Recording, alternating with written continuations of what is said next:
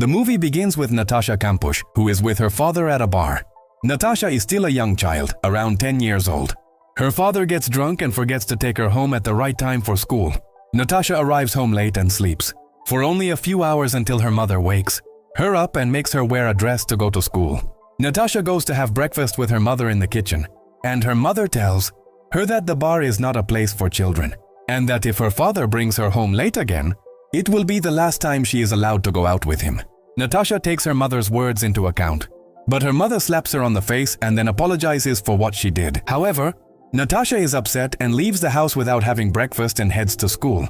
On her way to school, Natasha is crying because of what her mother did, and suddenly a man named Wolf gang appears from his van and kidnaps her. Wolf takes Natasha to his home and puts her in a room underground, hidden behind a wardrobe and covered with wooden flooring.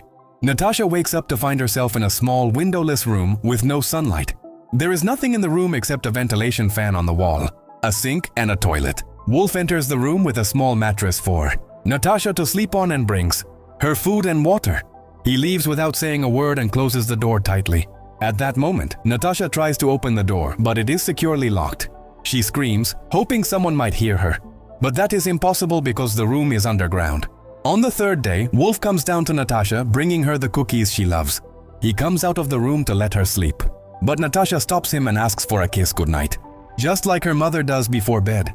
Wolf is surprised, kisses her head, and leaves the room.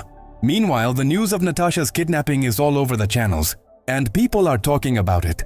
Wolf is at home when his mother comes over, as she does every day, to clean the house and cook for him. They watch the news together, and when the news about Natasha comes on, his mother asks who could kidnap a little girl. Wolf pretends to have no idea, claiming the kidnapper might be insane. One day, Wolf goes to wash Natasha's hair. She gives him a note to send to her family so they wouldn't worry about her. He goes to wash her hair, but she asks him to let her go home. He kisses her again and tells her he doesn't understand why her family hasn't paid the ransom, because if they cared about her, they would have paid it. He tells her that they don't care about her and that it doesn't matter to them if Natasha is with them. She calls him a liar, which angers him, especially when he hears her crying. He continues to choke and drown her in the water of the tub, telling her to stop crying and to clean up the water on the floor. Before leaving her locked in, one day, Wolf is sitting in the yard of his house with his mother when the police arrive.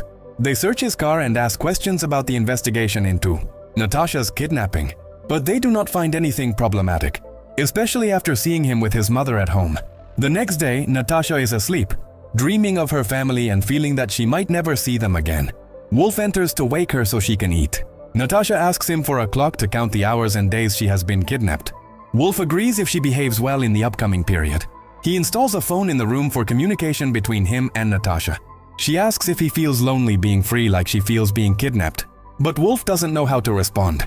He leaves the room and thinks about Natasha's question, eventually tearing up her message. Days pass and day 183 arrives. Natasha is playing in the room, imagining she is their teacher as she plays with herself.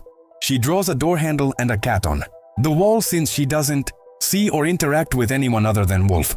While she is playing, Wolf talks to her and asks if she has brushed her teeth and cleaned her plate. He keeps telling her and asking her to listen to him, showing how mentally ill he is and how inadequate he feels.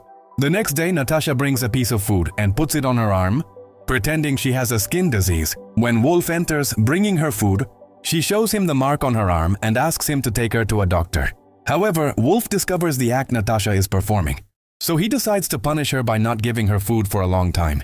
He continues to treat her violently, picks her up while she screams, and tells her to scream as much as she wants. Nobody will hear her.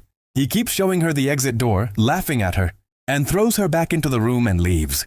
After 4 days, Natasha still hasn't eaten anything, and she talks to Wolf on their phone, insisting that he bring her food. But Wolf doesn't respond, so she gives up and says she wants to go home. Wolf replies by telling her to obey him and listen to what he says. 4 years pass since Natasha's abduction, and the situation remains the same. Wolf continues to cut off her food for 3 to 4 days in a row, and Natasha keeps begging every day for food. While he repeats the word, "Obey me," Natasha's body becomes very emaciated, with bones protruding from her skin due to malnutrition and the psychological pressure she's been living under for 4 years. She has also been deprived of sunlight. He tells her that the doors and windows are rigged with bombs, and if she tries to escape, she will explode. On one occasion, Wolf allows her to go with him to the bathroom, and she sees sunlight for the first time in 4 years. One day, Wolf's mother comes to his house and notices a strand of blonde hair on his clothes.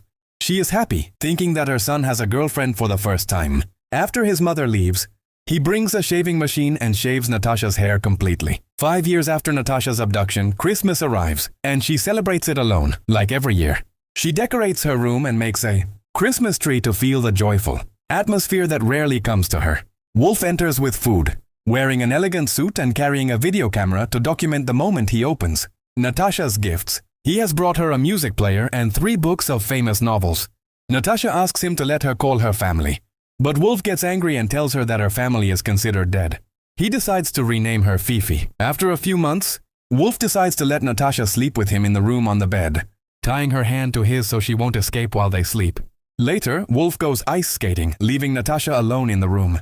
Natasha asks him if she can go with him this time, claiming she will behave, but she goes back to her room by herself, and Wolf locks the door behind her. When Wolf returns from his trip, he goes to a party and tries to mingle with people. But due to his mental illness and his need to be alone, he comes back home.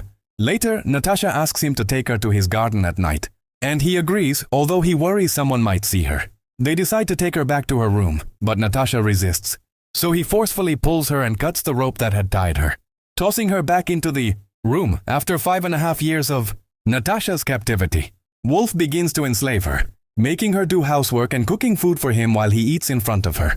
One time, Natasha eats some of Wolf's food, and he grabs her, hitting her and forcing her to spit out the food before she swallows it, leaving her without any food in the room. Months later, Wolf decides to take Natasha out to buy her new clothes, warning her that if she tries to escape, he will kill her with the gun he has. They arrive at a building supply store to choose the paint color for his room, and Wolf leaves Natasha alone. However, she does not know how to escape and continues to listen to Wolf telling her to obey him until he returns to her, and then they go home. After months, Wolf brings Natasha to her room. After the renovations he made, Natasha is the one who worked with him to renew it. A few days later, Natasha hears the news on the radio claiming that they think she might be dead.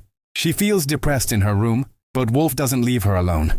Natasha asks him why he chose her specifically to kidnap, and Wolf tells her why he chose her for the first time, explaining that he saw her smile when she was young in a shop while she was eating cookies. He spent 8 consecutive months digging and building in that underground room. After months, Wolf takes Natasha with him on a skiing trip on the icy hills. However, Natasha's body is very frail and she struggles to stand and ski. She keeps falling. She wants to go to the bathroom, but Wolf insists that there's no one in the bathroom so that Natasha won't try to communicate with anyone. When she doesn't see anyone in the bathroom, she hears another girl next to her. Natasha introduces herself, saying she is Natasha Kampusch, who was kidnapped 8 years ago, and urges her to help. However, the girl in the bathroom speaks Russian, and Natasha cannot understand her language. Natasha leaves the bathroom and is seen by Wolf, who takes her back. While they are in the car, he asks her what she said to the girl in the bathroom, but she tells him she didn't say anything. Wolf then strikes her in the face and continues to hit her, telling her not to lie to him. Natasha stays in her room and begins to keep track of the number of hits she receives each day, placing the tissues where she wrote the counts in a large box filled with tissues, creating a memory of the beatings for the past 8 years. On Natasha's 18th birthday, Wolf celebrates with her and buys her a dress. He dances with her against her will because her body has become too weak to move or stand. The next day, Wolf wants to sell his car to get some money, so he asks Natasha to clean it inside and out. He even forces her to wear her birthday dress, which gets ruined during the cleaning. While he's away answering a phone call in a place with reception, Natasha notices that the garden door is open. Although she's scared to escape, she's fed up with the situation and finally rushes out the door, running away in fear. She reaches the house of a stranger and tells her that she's been kidnapped. The police arrive shortly after, and Natasha informs them that she is Natasha Kampusch, who was kidnapped 8 years ago, and that she finally managed to escape. The police contact Natasha's mother, telling her they found her daughter. Wolf then discovers that Natasha has escaped and, feeling hopeless, decides to take the train to leave everything behind. Finally, Natasha reunites with her family after being apart for 3,096 days. Here we reach the end of the film. Don't forget to like and subscribe and leave a nice comment. Thank you for watching.